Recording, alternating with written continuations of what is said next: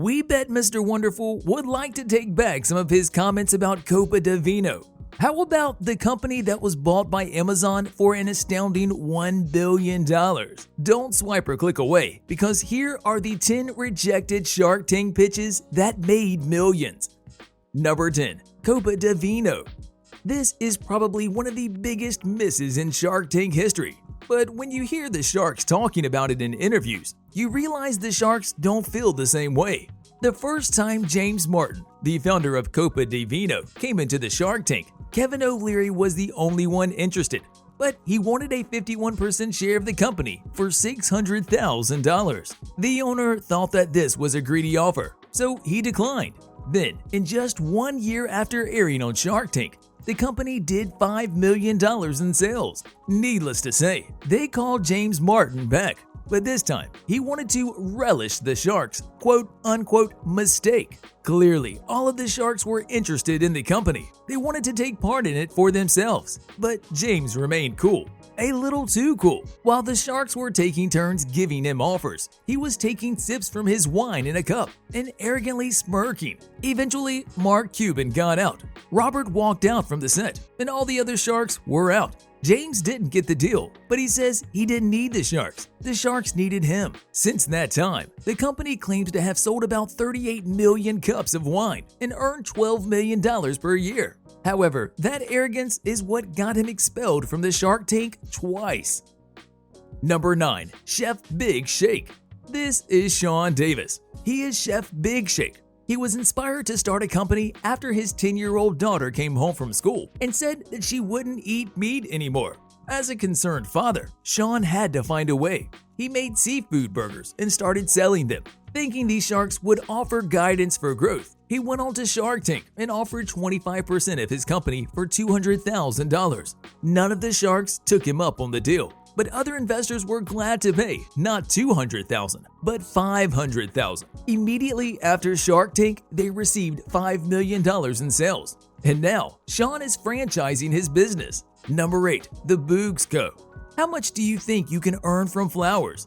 Well, if you're like the Boogs Go, then the answer is millions upon millions. The company for online flower deliveries was featured on Shark Tank back in 2014. Back then, none of the sharks believed enough in the company to invest their money. Then, when Robert Herjavec was getting married for the second time, he needed flower arrangements. He kept this company in mind and wound up investing about 3 years after they appeared on Shark Tank. Was this a smart decision? You tell us. The CEO of the Boogs Go, John Tabis, said the company has sold $1 million worth of flowers in a single day at the beginning of 2017. Since then, they have managed to smash that like button just like you should if you haven't done so already. But no, in all seriousness, they have managed to raise about $8 million in funding. $30 million of that was secured at the beginning of 2020. Number 7. Coffee meets bagel. The Kang sisters were very vocal about how they wanted to change online dating. They wanted to give women a dating app without creeps. Back in 2012, they appeared on Shark Tank and they sought $500,000 for a 5% equity stake. Mark Cuban was so interested, he offered them $30 million to buy the company outright, but the Kangs wouldn't sell. Just 1 year later, they managed to receive $23.2 million in funding, and the app is now offering women all around the world a unique online dating experience. Number 6. Smart Baker. The company's proposition was simple. Give us $75,000 and get 25% of our company. What are we selling?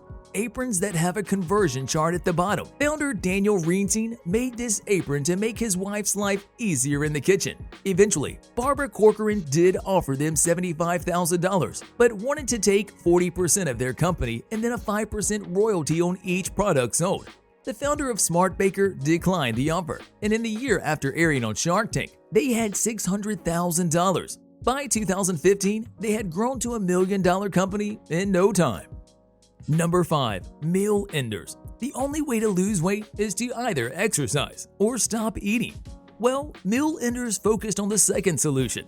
They created a little pill that you would take. It has a sweet exterior which told your brain the meal was over, and inside of the pill was made from a substance that would stop your cravings for good. Bernstein asked the Sharks for $350,000 for 8% of his company. However, the Sharks didn't invest. 3 days after airing on the show, the company made about $400,000 in sales, and by the end of the year, they had made $5 million in sales. Number 4. Kodiak Cakes. Talk about a missed opportunity. When the COO and co-founder of Kodiak Cakes came on Shark Tank, he offered the sharks whole grain, protein-rich, and healthy breakfast options. The sharks love the instant mix for protein pancakes, and they love the branding. However, the owner was seeking a $500,000 investment for just 10% of the company. None of the sharks took him up on that offer. And boy, did they miss out. Since then, Kodiak has grown into a national brand. They are proudly boasting a wider range of oats, pancake mixes, granola bars, protein balls, microwavable flapjack cups, graham crackers, and so much more. And all of these products are bringing in about $160 million in sales every single year. Ouch! Imagine owning 10% of $160 million. Number 3. BedJet. An engineer from NASA believed he had revolutionized sleeping. He founded BedJet, a company that builds systems for heating and cooling the bed. He asked the sharks for $250,000, and in return, he promised to give them 10% of his company.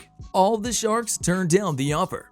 18 months after the episode aired, the company was making $3 million in sales. And of course, in 2020, they said they've sold over 100,000 units.